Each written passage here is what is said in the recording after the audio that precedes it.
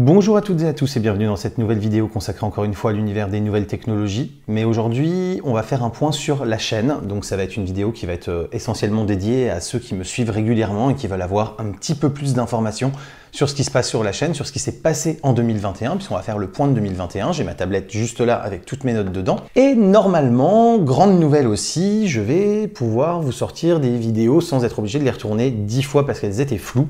Puisqu'avec le nouveau matériel qui me filme aujourd'hui, on y reviendra, je vais y consacrer un test parce que c'est juste une bête de compétition. J'ai désormais de l'autofocus avec de la reconnaissance de mon visage direct, voilà, qui se fait toute seule sans que je sois obligé d'être à la fois derrière et devant la caméra, ce qui était un peu compliqué. Donc je vais normalement pouvoir travailler tout seul dans de bonnes conditions et vous livrer des images qui, logiquement, devraient être excellentes à la fin quand je vais vous les publier. Donc on va pouvoir tester tout ça directement aujourd'hui quand je publierai cette vidéo. La vidéo sera bien sûr chapitrée, ce qui fait que vous pouvez aller voir les parties que vous voulez. Je vais essayer de les intituler de la manière la plus cohérente possible, de manière à ce que si, pour certains d'entre vous, il n'y a que certaines choses et certaines données qui vous intéressent vraiment, et vous puissiez ne pas perdre du temps, puisque cette vidéo risque d'être relativement longue et forcément rébarbative pour ceux qui ne s'intéressent pas à la chaîne et à mon travail, bien évidemment. On va donc regarder tout ça juste après l'intro.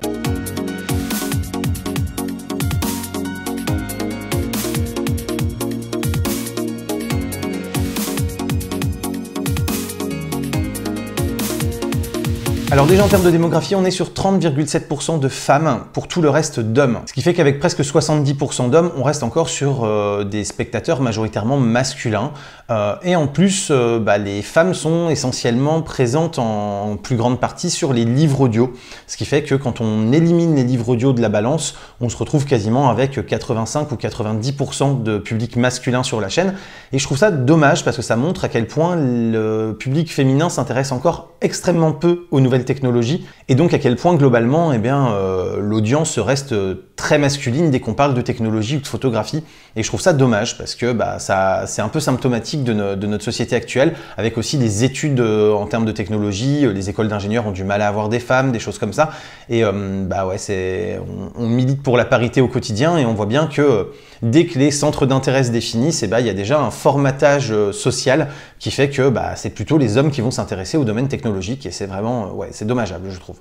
De la même manière, les mineurs sur la chaîne représentent une toute petite portion, donc ça je suis plutôt content d'avoir une audience adulte puisqu'il n'y a que 5,3% des spectateurs qui se connectent avec un compte de 13 à 18 ans. Donc globalement, comme vous êtes à peu près tous majeurs quand vous venez voir cette chaîne, globalement je sais que je peux faire à peu près les blagues que je veux et que ce ne sera pas grave par rapport à mon public, à mon audience. Donc ça c'est plutôt une bonne chose.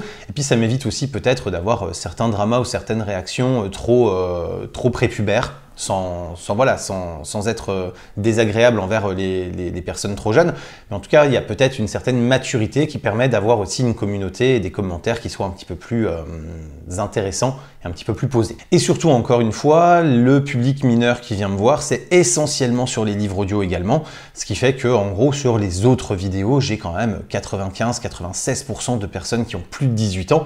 Donc voilà, vraiment une audience très adulte. Les connexions depuis la France métropolitaine représentent encore 68,7% de l'audience, ce qui fait que globalement l'audience est très franco-française et pas francophone au sens large.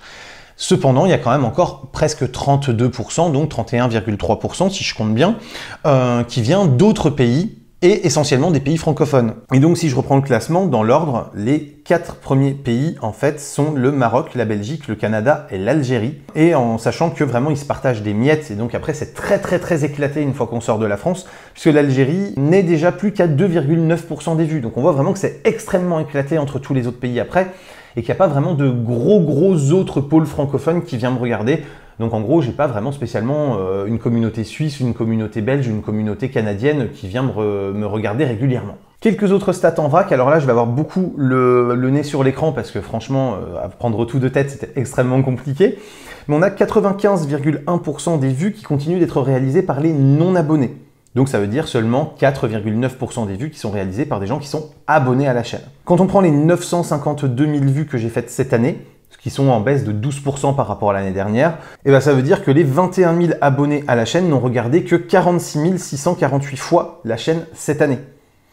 Donc en gros, ça veut dire que les abonnés ont regardé en moyenne 2 fois la chaîne, si on compte que chaque abonné est venu bien sûr Donc en fait, dans les faits, il y a un noyau dur d'abonnés qui vient regarder quasiment toutes les vidéos. Et après, il y a l'essentiel des abonnés qui ne viennent même pas voir mes vidéos. Et c'est surtout extrêmement peu quand on sait que globalement, les stats qui sont données par la YouTube Academy, quand on suit des formations données par YouTube, indiquent que pour les chaînes de plus de 10 000 abonnés, dont je fais donc partie, en général, plus de 50% de leurs vues sont réalisées par leurs abonnés.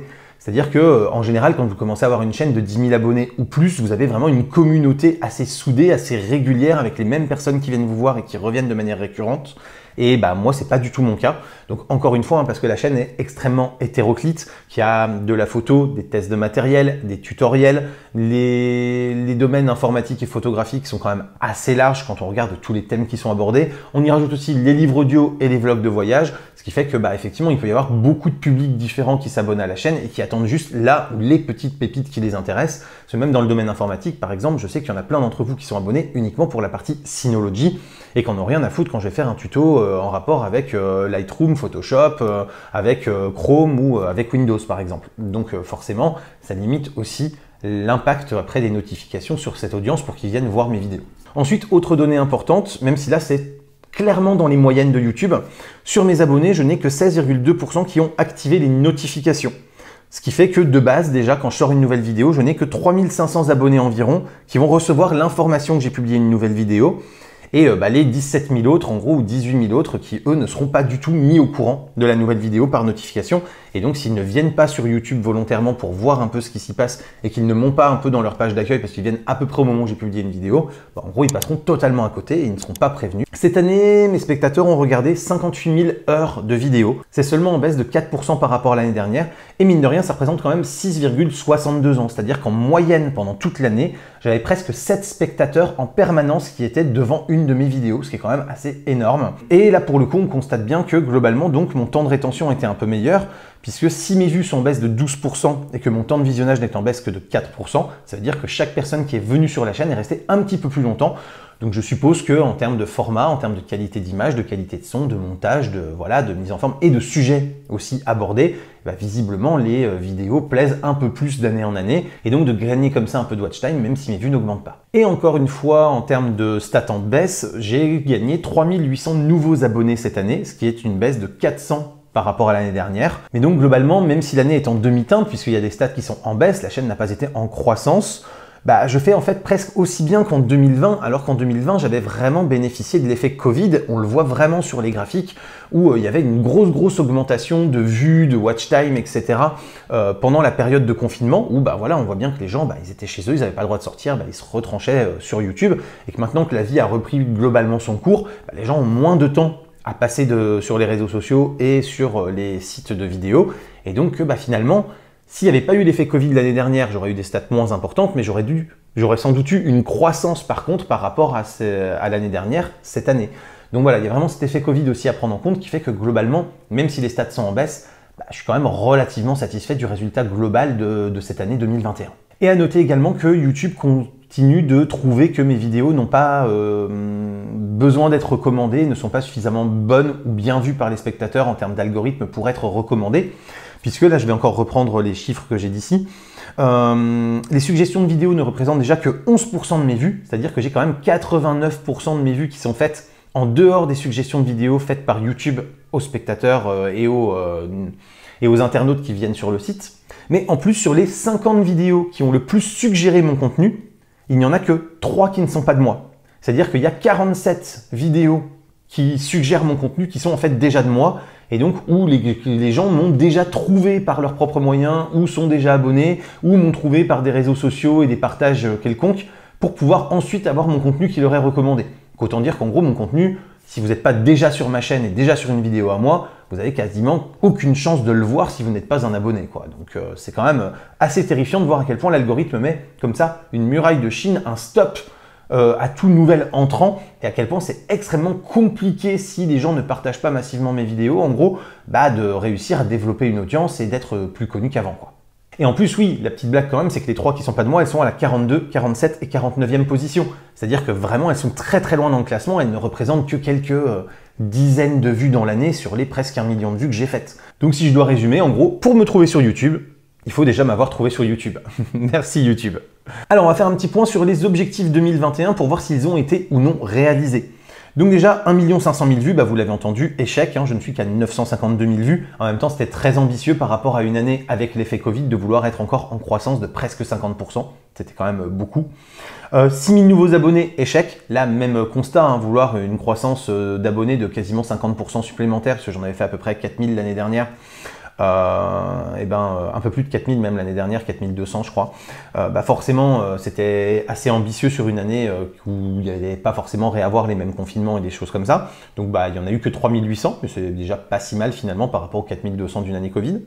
Les 5 tipeurs réguliers, c'est toujours un échec. 0 tipeur régulier. J'ai eu des gens qui m'ont donné des sous pour me soutenir sur Tipeee, mais ça a toujours été des one-shots. Alors parfois des beaux one-shots, hein, c'est-à-dire que j'ai eu des gens, je crois, qui m'ont filé 100 ou 150 balles en un coup.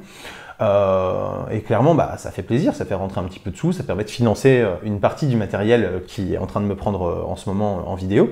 Mais c'est vrai que voilà, j'ai toujours pas ces tipeurs réguliers qui me permettent de ressortir sur la page d'accueil de Tipeee, d'être recommandé aussi par Tipeee et donc d'avoir plus de chances de trouver un autre vecteur pour me faire connaître auprès d'une autre population de viewers. Je voulais essayer d'avoir un partenaire récurrent. Alors je considère pas que Synology est un partenaire récurrent dans le sens où même s'ils m'ont prêté pas mal de matos fin 2019, début 2020, voilà, sur l'année 2021 ou fin 2020, début 2021, je m'y perds d'ailleurs, ouais, plutôt fin 2020, début 2021, j'ai pas eu de relance de leur part. On avait prévu normalement une interview d'un chef produit qui était tombé à l'eau à cause du Covid et qui n'aboutit pas, voilà, le projet n'avance plus maintenant alors qu'il avait l'air d'être bien lancé. Donc voilà, même Synology avec qui j'avais quand même des rapports assez réguliers, du beau matériel en prêt pour vous en proposer des tests, j'ai pas vraiment de nouvelles des projets qu'on avait ensemble et pour les faire avancer. Bon, après, j'avoue, j'ai pas vraiment pris le temps non plus cette année de les relancer sur le sujet pour que ça avance, hein, donc c'est peut-être aussi en partie de ma faute.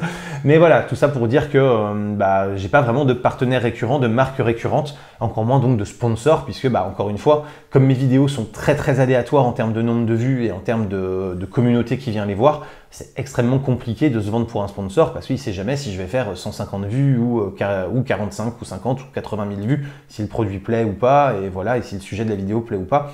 Donc forcément, c'est extrêmement compliqué de monétiser un contenu dans ces conditions. J'espérais avoir une vidéo qui franchisse les 250 000 vues cumulées et ça s'est joué à pas grand chose, mais ma meilleure vidéo n'est qu'à 240 et quelques mille vues là en fin 2021. Donc voilà, tant pis, c'est un échec. Les 5 vidéos à plus de 100 000 vues, oui, j'en ai pile poil 5. Les 15 vidéos à plus de 50 000 vues, non, j'en ai que 14. Et j'en ai une qui a 48 000 vues, donc là encore pareil, elle n'est pas très loin, mais elle n'est pas aux 50 000.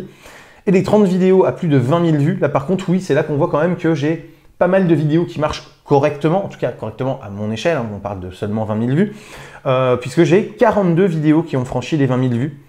Donc, et j'en ai en plus 4 autres, c'est-à-dire que je pourrais monter à 46 si je compte celles qui sont à moins de 1000 vues des 20 000, c'est-à-dire qui sont entre 19 000 et 20 000. Donc clairement, j'ai quand même pas mal de vidéos qui font quand même un petit score, ont des viewers et arrivent à se remonter un petit peu dans mon classement général. Les 52 vidéos hors livre audio et rediff Twitch, j'en ai fait 50.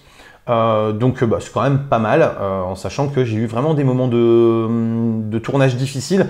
Pour ceux qui me connaissent le mieux et qui connaissent très bien ce décor, vous avez vu qu'il y a des moments, par exemple, j'avais un autre décor où je vous expliquais que j'ai été tourné chez mes parents, parce qu'avec les chiots qui faisaient du bruit ici, c'était ingérable, j'avais pas pris assez d'avance, des choses comme ça. Enfin voilà, c'est toujours des moments un peu compliqués où c'est plus difficile de tenir le rythme d'une vidéo par semaine, et où des fois, oui, je m'autorise une semaine ou 15 jours de trou, ou parce que voilà, il y a une petite rediff Twitch ou quelques livres audio qui sont sortis, je me dis que ça alimente quand même la chaîne et que ça me permet, au niveau de l'algorithme YouTube, de pas me faire déglinguer la gueule, et moi de pouvoir rééchelonner un petit peu. Mais voilà, en tout cas, il y a eu 50 vidéos, donc on n'est pas très loin des 52, et surtout quand on compte les livres audio, les rediff Twitch, etc., on est très largement au-dessus des 52 vidéos dans l'année, donc quand même pas mal de contenu qui vous a été proposé. Alors les objectifs pour 2022 maintenant, on va quand même rester sur le 1 500 000 vues, même si j'ai assez peu d'espoir sur le fait d'avoir une telle croissance, dans le sens où c'est un objectif qui est déjà intéressant. On va se dire 4500 nouveaux abonnés, ce qui permettrait de faire quand même un petit peu mieux que 2020 et quand même une croissance sympa par rapport à 2021. Donc on va essayer de viser cet objectif-là. Toujours les 5 tipeurs réguliers, même si j'y crois pas, ça permettrait quand même de ressortir sur la page d'accueil de Tipeee. Un partenaire récurrent toujours, sait-on jamais, hein, s'il y a une marque qui a envie de collaborer, ça me fera toujours super plaisir. Et donc essayer de vous publier 52 vidéos dans l'année, donc en gros à raison d'une par semaine en moyenne. Alors là, je vais vraiment encore avoir plus besoin de mes notes, puisque on va faire les classements. Donc les traditionnels classements. Alors je ne vais pas faire autant de classements que certaines années. Là j'en ai fait que 3, c'est-à-dire les 10 vidéos les plus vues cette année, les 10 vidéos les plus vues de tous les temps sur la chaîne, et les 10 vidéos 2021 qui ont été les plus vues, c'est-à-dire dans les nouvelles vidéos publiées sur la dernière année qui s'est écoulée, lesquelles ont été les plus vues et les mieux accueillies et ont fait le plus voilà, de score. Donc déjà les plus vues cette année, que ce soit des vidéos publiées en 2021 ou avant. Ce qui fait plaisir, c'est qu'il y en a, il y a 2 vidéos de 2021 dedans. Donc déjà, ça c'est quand même sympa, ça montre que j'ai des vidéos cette année qui ont plutôt bien marché, qui ont fait quand même des scores sympas, et ça fait vraiment plaisir. Donc je ne vais pas toutes vous les détailler, hein. Je vous mets un petit visuel là comme ça avec les 10 miniatures. Vous aurez aussi, sans doute, je vous remettrai les liens dans la description pour que vous puissiez aller les voir si vous ne les avez pas vus. Comme ça vous permettra de vous faire une idée. Ensuite, les 10 vidéos les plus vues de tous les temps. Là, pour le coup, par contre, j'en ai aucune de 2021 qui n'est entrée dans ce classement. En même temps, là, c'est un classement qui commence à être quand même assez costaud en termes de vues. Il faut quand même des bonnes stats, donc il faudrait vraiment que j'ai une vidéo qui marche très fort pour que ça passe. Mais pareil, je vous remets les 10 là en visuel vite fait, et puis je vous remettrai les liens dans la description si vous voulez aller les voir. Et enfin, les 10 vidéos de 2021 les plus vues. Donc déjà, la meilleure, c'est celle sur comment regarder la télé directement depuis son ordi, son smartphone ou sa tablette avec Molotov. Donc là, pour le coup, 35 000 vues quand même dans l'année, c'est pas mal du tout. Celle sur l'usure des SSD des Apple M1 qui a fait quand même 29 500 vues, donc pareil, là c'est quand même un joli score. Je remercie de nouveau Sylvain qui m'a aidé à faire cette vidéo en me donnant les informations sur comment fonctionnait son Mac M1, puisque je n'ai pas de Mac M1. Ensuite vraiment là, après ces 2 de tête, on a vraiment un gros gap avec les suivantes, et c'est là qu'on voit que vraiment j'ai assez peu de vidéos qui font quand même des scores de dingue, puisque dès la 3e position de ce classement, on est sur la sauvegarde avec Synology Drive qui ne fait que 4700 vues. Donc quand on compare aux 30 et 35 000 des 2 premières, il y a vraiment une grosse marge, quoi. Ensuite, miner du Shiba facilement, 4450 vues. Le test du Poco F3 avec Jonas, qui visiblement vous a quand même pas mal plu, puisqu'on a fait 2200 vues. En plus, on a, je crois, 98% de pouces bleus, donc c'est pas mal. Qu'est-ce qu'un DDNS avec 2200 vues? Les types de serveurs avec 2200 vues aussi. Afficher le dernier follow ou sub Twitch avec 2100 vues. Et ce qui m'a fait plaisir, c'est que j'ai eu un commentaire récent sur cette vidéo-là où le gars me disait ça fait 10 vidéos que je regarde où ça marche pas et merci d'avoir vraiment bien expliqué parce que avec la vidéo que je viens de regarder chez toi, et ben ça fonctionne. Donc ça me fait toujours plaisir de me dire que j'ai cette pédagogie dans la construction et dans le j'oublie pas trop d'étapes ou j'oublie pas trop de trucs qui moi me semblent évidents et que je les remets quand même dans ma vidéo pour que la personne qui ne sait pas du tout le faire arrive à faire le tuto sans galérer, sans être obligé d'aller en voir 3 autres pour combler les lacunes. Et souvent, c'est le mien qui vient combler les lacunes des tutos des autres. Donc ça fait quand même vraiment plaisir quand il y a des gens qui me font ce genre de commentaires. Vraiment, ça fait chaud à mon petit cœur. Les configs de référence du 2e semestre qui ont fait quand même 1800 vues, là en partenariat avec Jonas encore une fois. Choisir ses disques durs pour son NAS, 1400 vues. Et là, on est arrivé au top 10. Et j'ai quand même mis quelques mentions honorables pour celles qui ont fait plus de 1000 vues. À savoir les configs de référence du 1er semestre, on est à 1400 vues, le bridage par votre FAI et comment le tester avec 1300 vues, et comment créer une chaîne YouTube avec 1250 vues. Donc voilà, en gros, c'est des 13 vidéos qui ont fait plus de 1000 vues cette année en étant publiées cette année.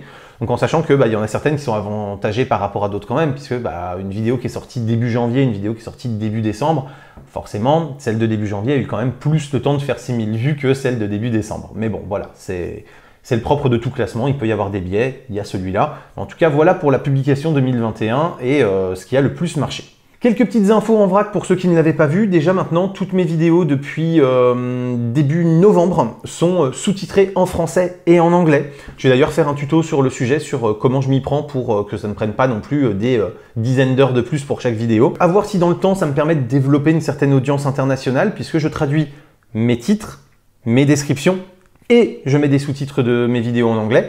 Donc j'aimerais bien que effectivement ça permette déjà de toucher le public anglophone natif, donc Angleterre, États-Unis évidemment, Australie aussi, même si en termes de population le bassin potentiel de viewers est quand même moins important.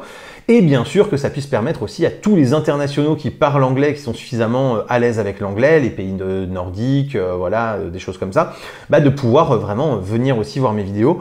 Donc on verra si dans l'année qui vient ça me permet d'avoir un peu plus de vues. Pour l'instant en tout cas sur les stats de cette année, j'ai 1,2% de mes vues qui ont été faites avec un sous-titre anglais, donc c'est vraiment pas significatif. En même temps voilà, il y a une dizaine de vidéos en tout sur la chaîne qui sont pour l'instant sous-titrées en anglais, donc c'est pareil, il faut que ce soit les vidéos qui intéressent les gens qui ne parlent pas français.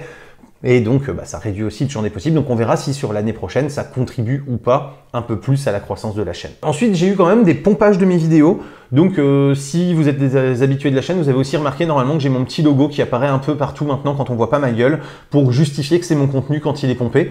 Parce que YouTube a tendance à être très regardant sur le sujet et en gros, apporter la preuve que c'est votre vidéo si l'autre en face dit non, c'est la mienne. C'est extrêmement compliqué. Si vous tombez sur quelqu'un de mauvaise foi, c'est très difficile de faire valoir vos droits. Donc déjà que j'ai pas une grosse chaîne, je fais pas des masses de vues. Si en plus je commence à me faire pomper mon contenu et à me faire voler des vues avec mon propre contenu sur une autre chaîne, je m'en sors pas. Et très souvent en plus, quand vous strikez le gars en lui disant tu retires mon contenu de ta chaîne, le mec ose vous faire un message en disant non mais retire ton strike, c'est pour t'aider, c'est pour te faire de la pub. Non mais mec, vas-y, prends-moi pour un idiot quoi, à un moment. Donc voilà, donc j'ai ce petit logo qui traîne un peu partout maintenant en plus pour limiter le risque que le gars puisse dire que c'est son contenu. Là au moins il a aucune excuse, on voit bien mon logo sur l'écran quand on voit pas ma gueule. Donc il n'y a pas vraiment de contestation possible. Ensuite, vous avez peut-être constaté une légère modification des miniatures sur la fin de l'année 2021 qui sera le nouveau modèle de mes miniatures 2022. Donc c'est vraiment subtil mais ça laisse un petit peu plus de place à l'image d'illustration donc de la vidéo. Et je me suis dit que ça pouvait être visuellement un petit peu plus impactant et un petit peu plus sympa parce que souvent je me galérais avec cette courbure comme ça qui faisait à peine 45-50% de mon image.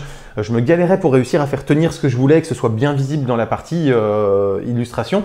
Donc là, je me dis qu'avec un peu plus de place dédiée à l'image, je vais moins galérer pour faire apparaître ce que j'ai envie et que ce soit un peu plus percutant pour le spectateur. Et pour ceux qui attendent la suite des vlogs de mon voyage en Europe, ça arrive, c'est promis. J'ai pris beaucoup de retard, c'est-à-dire que là, je vais tourner ça dans la foulée de cette vidéo-là, donc vraiment, on n'y est pas du tout. Mais par contre, voilà, comme je vous le dis, ça arrive. Et surtout, j'ai bien entendu sur le premier épisode que vous vouliez plus d'images. Donc, j'ai essayé de vous mettre la quasi-totalité des images que j'ai faites quand c'est possible en termes de montage par rapport au temps que je parle à vous expliquer ce que j'ai fait. En tout cas, je vais vous en mettre beaucoup plus. Et tant pis si ça fait moins de contenu un peu nouveau pour la vidéo finale où je vous mettrai tous mes rushs et toutes mes photos.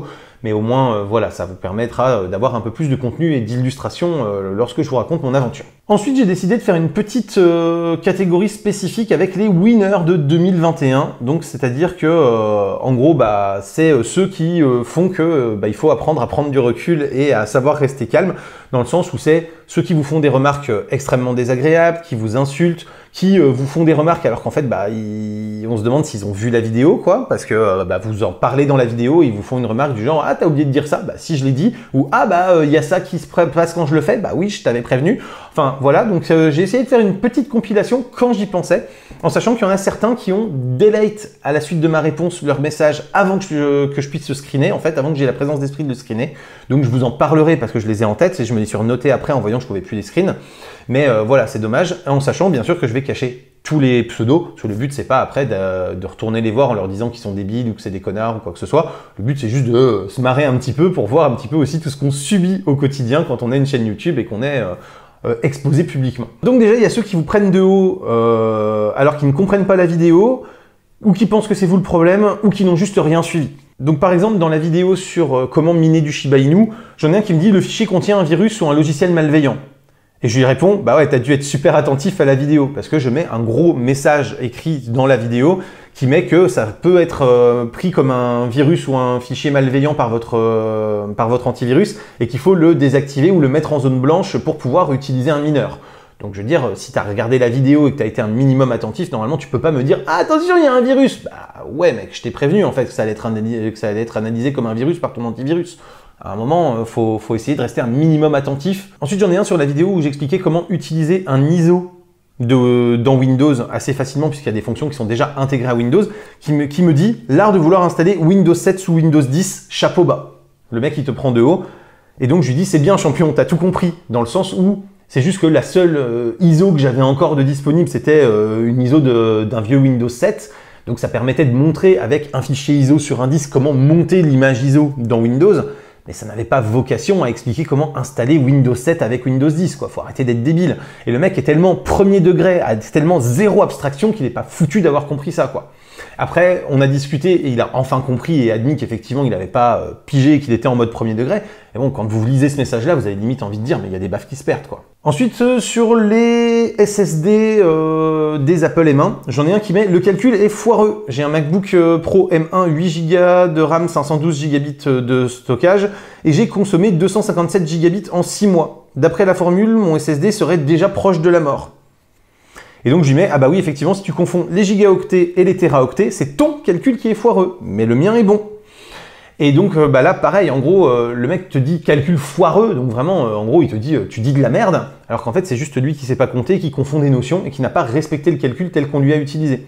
Et après, derrière, quand je lui dis que bah, s'il confond les gigas et les téras, c'est son problème, mais c'est pas le mien et que mon calcul est bon, le mec me dit bah ouais, mais t'aurais dû préciser qu'on calcule en gigas ou en téras.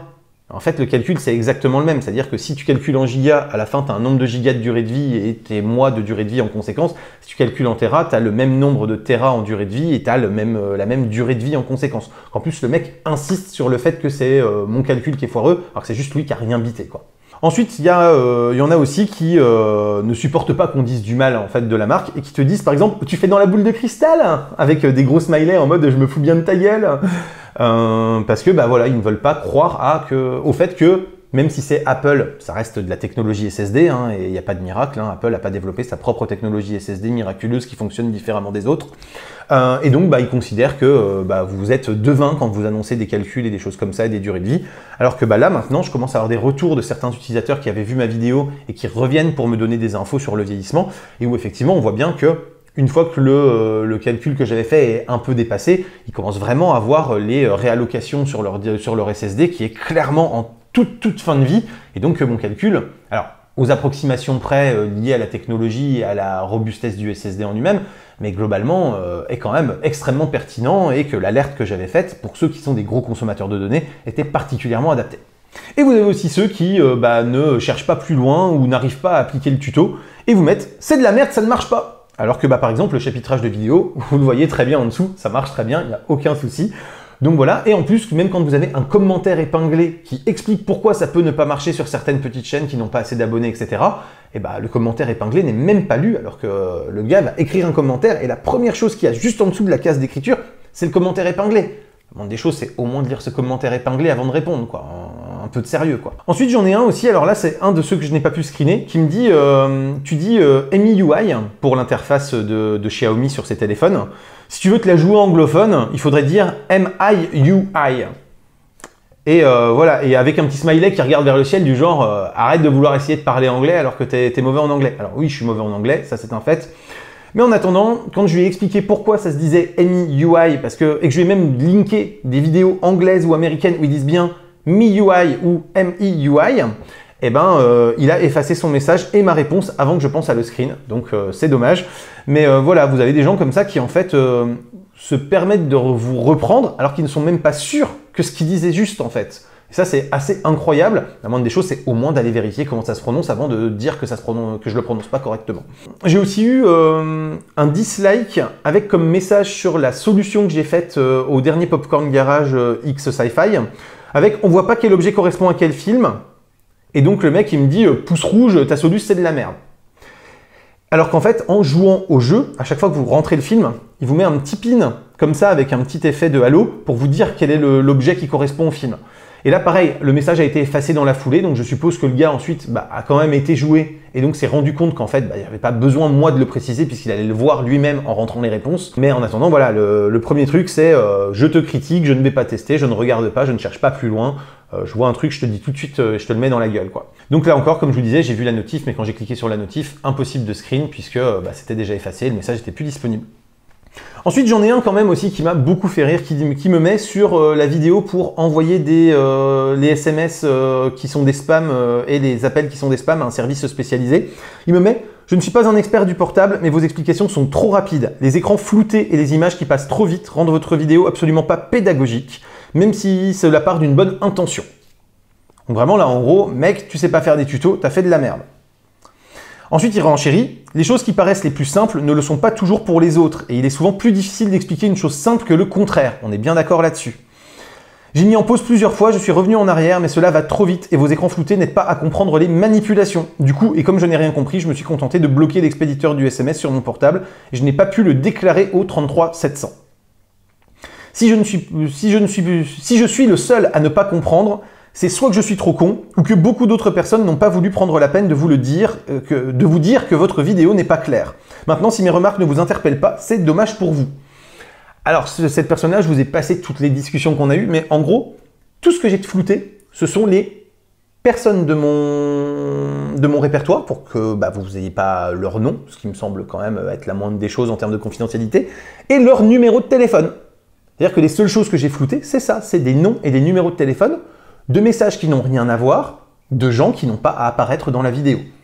Donc, le gars, clairement, en gros, il ne sait pas comment envoyer correctement un SMS, et le problème, c'est moi qui ai flouté les noms et les téléphones de mes contacts. Bon, bah là, à un moment, à ce niveau de conneries, je suis désolé, mais moi, je peux plus rien faire, quoi. Ensuite, vous avez juste ceux qui veulent être juste désagréables, parce que ils rentrent même pas dans le détail pour avoir une critique constructive qui vous permettrait d'avancer. Genre, par exemple, le « j'ai rien appris, merci ». Super, bah écoute, tant mieux, ouais, c'est pas grave. On a aussi un champion, et là, lui, c'est le seul où je vais laisser son pseudo, parce que c'est juste un gros connard qui a voulu se la jouer, et voilà, c'est le genre de personne antipathique que j'ai pas spécialement envie de protéger, en fait. Donc, qui nous met sur la vidéo sur les SSD de Apple, comparer une puce innovante et surtout tout à fait nouvelle dans sa conception avec de la RAM pour PC que l'on doit trouver sur le marché de Belleville, point de suspension. Quant à la durée de vie, en utilisant une base de données traitée mensuellement, grotesque, votre raisonnement est forcément tiré par les cheveux, surtout pour en arriver à une vidéo à nous expliquer que l'ordinateur risque de tomber en panne au bout de 3 ou 4 ans, c'est n'importe quoi. Bon, bah l'avenir me donne raison, hein, puisque effectivement les SSD commencent déjà à tomber comme des mouches sur certains utilisateurs un peu intensifs. Et après, le mec m'attaque sur le physique en mettant « Rendez-vous service, rasez cette vilaine barbe, on dirait que vous avez 2 testicules à la place du menton, et ça fera plus net. Ainsi, vous aurez toutes les chances de votre côté pour vous faire embaucher chez Apple, et ainsi leur éviter l'énorme erreur industrielle qu'ils viennent de commettre. » Vraiment le mec, le connard de base. Donc je lui fais « Ah, pas mal, hautain, discriminatoire et stupide dans le même message, tiercé gagnant, bravo. » Le mec me dit « Merci, mais j'aurais plutôt dit méprisant, voire insultant, mais finalement bienveillant à la vue de vos talents. J'essayais juste de vous orienter vers la carrière que vous méritez au sein d'Apple. Vous pourriez changer notre destin à tous. » Donc ma petite réponse a été « Tu t'accordes trop d'importance, à tort. Pour être insultant, il faudrait que tes propos aient de l'intérêt et de l'impact. » La preuve, hein, je l'ai vachement écouté. Il y a ceux qui vous insultent gratuitement avec des bons gros « Ta gueule !» Ok, bah ouais, en même temps, si je parle plus, la vidéo risque d'être quand même vachement moins intéressante. Il y a aussi les fanboys relous, du genre « Ce mec est contre Netgear, critique non factuelle !» avec 3 points d'exclamation. Alors qu'en fait, bah ouais, je suis tellement contre Netgear que j'ai acheté leurs produits et je leur ai lâché 400 balles pour faire un Wi-Fi mesh chez moi. C'est sûr que je suis anti-Netgear. Mon switch manageable qui gère tout le réseau au niveau de ma baie de brassage, c'est un Netgear. Enfin bon, voilà quoi, dans le genre anti-Netgear, on fait quand même pire. Hein. Donc voilà, juste parce que j'ai eu le malheur de dire que le produit Orbi avait certains défauts et certaines lacunes, et bah forcément je suis contre Netgear et le mec considère que je suis pas fiable. Voilà, et il renchérit, hein, quand je lui réponds en lui expliquant ça, il me met « Clair que t'es un mec contrôlé par des lobbyistes pour démolir une marque connue de tous. » C'est sûr qu'avec mon échelle, j'ai dû faire 400 vues sur Orbi, je suis vachement payé par un lobbyiste pour démolir Netgear, quoi. Avec mes petits bras musclés, je vais être vachement efficace, effectivement, on y croit tous. Ceux aussi qui ne regardent pas la date de la vidéo et ne regardent pas ce dont on parle exactement. J'en ai un qui vient et qui critique donc toujours sur la vidéo, sur le SSD Apple, qui dit « Salut, tu dis 500 nits, sur le site d'Apple, il est écrit que mon MacBook Pro M1 16 pouces jusqu'à 1000 nits de luminosité en plein écran constante et 1600 nits de luminosité de pointe. » Sauf que bah, c'est pas le MacBook Pro, à l'époque c'était le MacBook tout court ou le MacBook Air, je sais plus lequel des deux ils ont sorti en M1. Et donc déjà je lui dis si c'est tout ce que tu as retenu de la vidéo, tu peux passer à la suivante, parce que bah voilà, il y avait quand même, on s'en fout à la rigueur, même si j'ai fait une erreur sur la fiche technique, sur l'écran, c'était pas le sujet de la vidéo. Mais en plus, j'ai été vérifié sur le site d'Apple et on est à 400 nits, c'est même pas 500. Simplement, en fait, le mec est parti sur le MacBook Pro, parce que lui a acheté un MacBook Pro, sans tenir compte que la vidéo, je l'ai sortie au départ avec les tout premiers MacBooks qui avaient une luminosité, un écran de bien moins bonne qualité. Et enfin, dans les winners, je vais passer un petit coup de gueule contre tous ceux qui utilisent mon mail en direct pour me contacter et poser des questions sur les vidéos.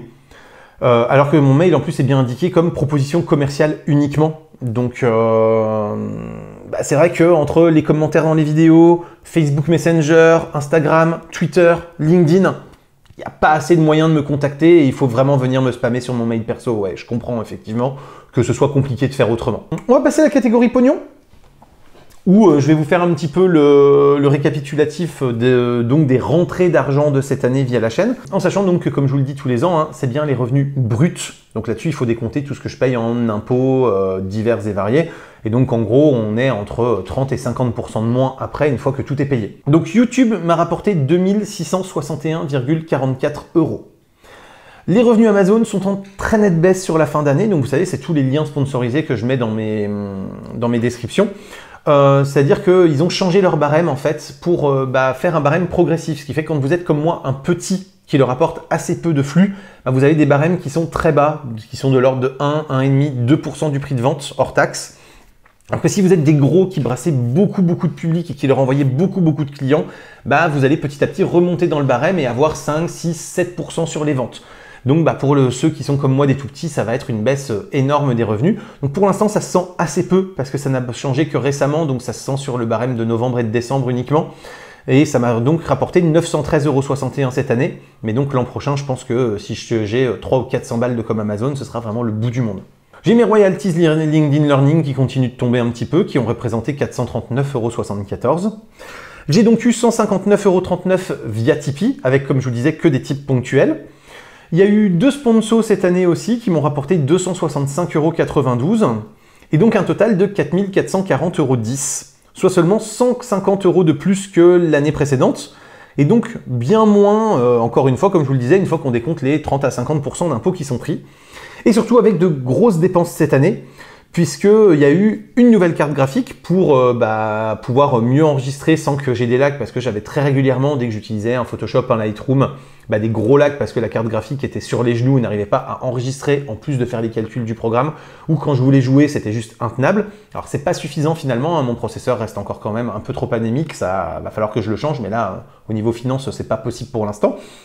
Et surtout, il y a donc cette nouvelle caméra qui m'a coûté un bras, mais qui va faire à la fois une nouvelle caméra pour me filmer et un nouvel appareil photo au quotidien pour tous mes projets photos. Mais voilà, ça m'a coûté un bras parce que j'ai dû changer de monture, donc racheter aussi des objectifs, donc ça m'a fait un gros billet. Ce qui fait que là, clairement, de toute façon, si je reprends depuis que je suis sur YouTube, tout ce que ça a pu me rapporter, avec ces nouveaux investissements-là, je suis encore très largement déficitaire et il me faudrait encore facilement 3 années de YouTube comme celle-ci pour réussir à revenir pile poil à l'équilibre. À noter également que cette année, je suis passé affilié Twitch et donc, comme je vous le disais, comme le PC, malgré la nouvelle carte graphique, est quand même pas suffisamment puissant pour streamer de façon fluide et surtout garantie, c'est-à-dire ne pas avoir de soucis, ne pas devoir relancer le stream 3-4 fois quand il n'est pas bien luné ce jour-là. Je stream assez peu, j'ai donc gagné 0 avec Twitch et j'ai assez peu de followers sur Twitch. Donc conclusion, je vais continuer de m'accrocher pour 2022, essayer de vous proposer donc une vidéo par semaine pour continuer d'avoir un contenu régulier à vous proposer. J'espère que j'aurai quelques vidéos qui marcheront quand même plutôt bien, histoire de remonter un peu les stats globales et puis de rentabiliser un peu tout le temps passé sur ces vidéos. Et puis j'espère aussi donc que avoir ces sous-titres en français et en anglais va me permettre de développer mon audience auprès des sourds et malentendants d'une part en France et auprès d'une communauté internationale avec les sous-titres anglais pour essayer quand même de développer un peu la chaîne et de pouvoir obtenir un peu plus de vues, un peu plus de rémunération et donc pouvoir après acheter le matos ou louer ponctuellement les services des compétences que je n'ai pas et qui me manquent pour réaliser certains projets que j'ai en tête et que je ne suis pas capable de réaliser aujourd'hui avec mes connaissances et mes moyens actuels. Voilà en tout cas un peu pour cette vidéo point 2021, objectif 2022. J'espère qu'elle vous a plu, qu'elle vous aura permis d'y voir un peu plus clair sur comment ça se passe au niveau du fonctionnement de la chaîne. On se retrouve très bientôt pour plein de prochaines vidéos, donc photos, techno, informatique et jeux vidéo qui font le contenu de la chaîne au quotidien. D'ici là, continuez de rester curieux et de regarder des vidéos sur YouTube. Salut à tous, bye bye.